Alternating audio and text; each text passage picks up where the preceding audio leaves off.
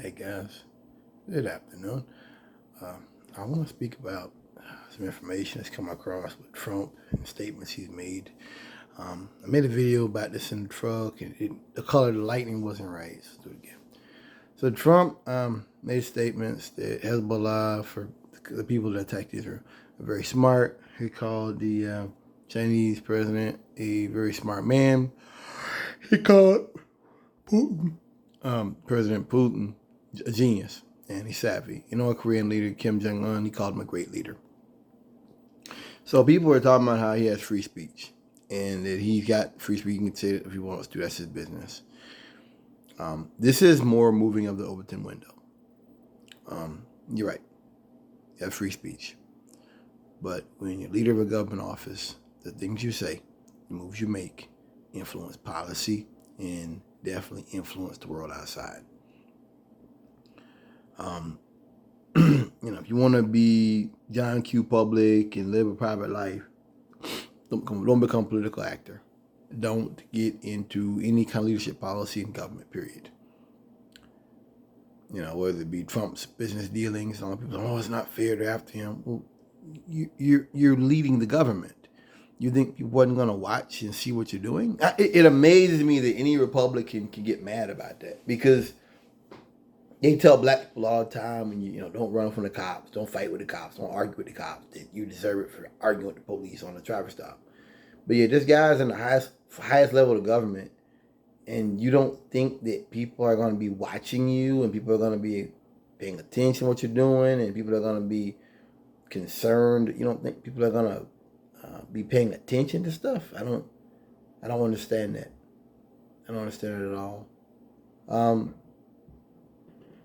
You should expect that. You should expect that. I think that whether it be Trump attacking folks, or I think he's been speaking about Barack Obama, calling him Barack Hussein Obama again, and I think he did a speech where he mentioned George Bush a couple weeks ago. I don't follow this stuff, so bear with me. This is what you do when you're running for office and you have no new material. You don't have any new material because there is no rhyme or reason, and there's no goal here.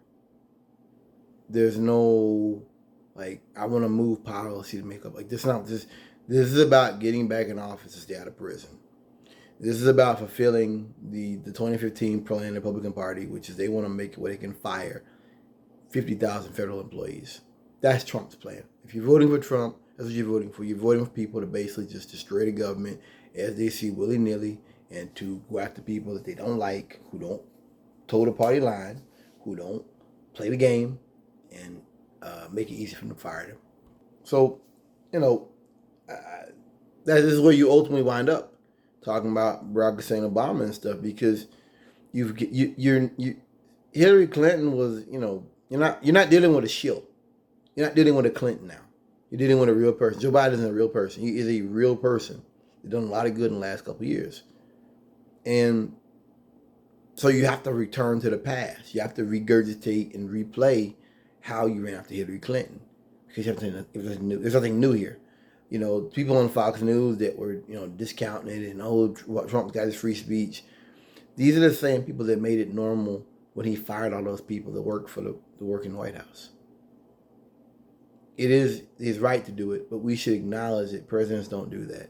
That having a White House full of ad hoc people who have not been confirmed, that's not normal operation. That isn't the kind of government I want. Yes, I understand it could be illegal. I get it might be illegal to do it. But that's not how democracies work. And I understand better now that for them, for the far right, it's always about pushing an agenda,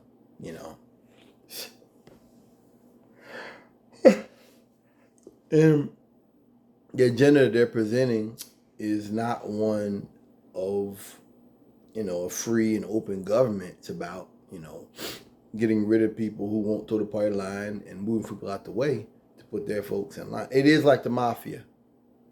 This is like a mafia type time for the government, for the Republican Party. So for people on Fox News that kind of called it out, I guess you could call it that, kind of easily called it out. This is my message to you. You've had 5 years. Um, you've had more than 5 years to call out Trump, to acknowledge that the things he said were wrong. That talking about Robert E. Lee was a fine man right after Charlottesville happened was not okay. That right after George Floyd died, they came out when they started looting, started shooting. Trump never humanized George Floyd. You didn't say anything then. You had all this time to call out Trump's wrongs. You didn't. In fact, you normalized it. So now you're in a moment to where Trump's going off the rails. He seems to be, in my opinion, mentally unfit to stand in office.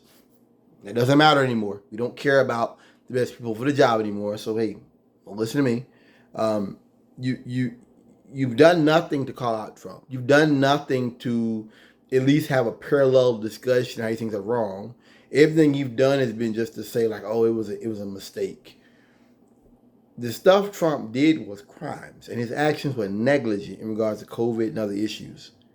At best, was negligent. So now you're in for a penny, in for a pound, and now that Trump is failing and is making ridiculous statements on stage, you're on stage with him. You can't detach yourself from him. And even when they say that it doesn't make sense what he says, you're still trying to justify the unjustifiable. I don't really have any compassion for Fox News.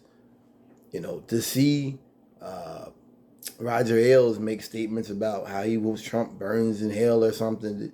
To see him make statements about Trump going to prison and all this kind of stuff, it's they understand legitimacy.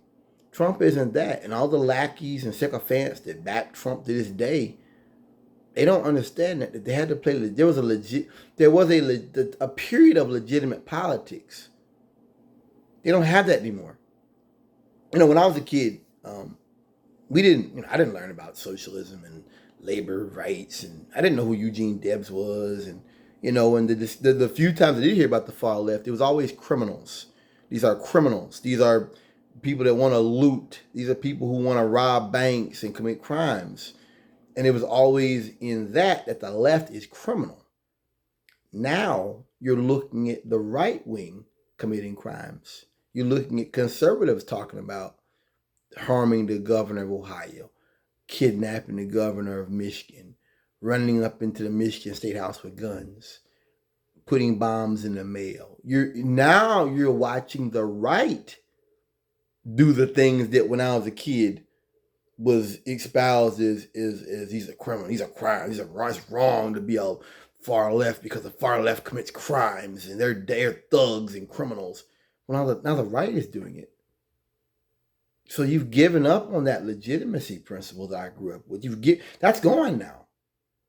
And with Trump sitting down eating dinners with Nick Fuentes, open Nazi, doing things of this nature, you're I don't think there's any other outcome one can come to other than the fact that the Republican Party is advocating domestic terrorism,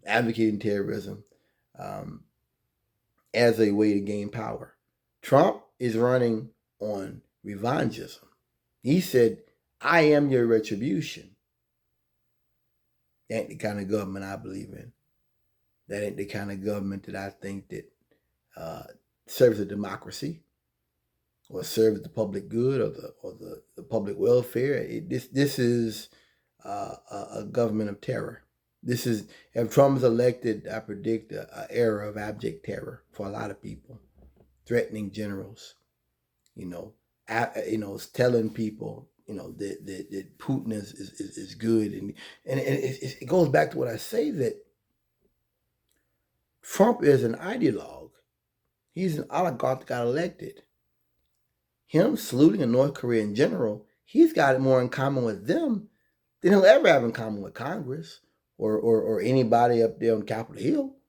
Trump's more in bed, comfortable with them. He wanted to have a military parade. He's far right. People don't, it isn't about racism and what he said. Look at his statements. Look at what he's done. As I said, saluting North Korean generals, saying these beautiful things about people that we know are horrible people, and saying he wants to get rid of the Constitution. At this point, as I say, Republican Party is a terrorist group. And these are the people that will shoot the hostage. They're willing to shut the government down and harm people for nothing. You did this. You sat back, you normalized, you okayed this, you went along. Okay. You bet it all on black. I hope it was worth it.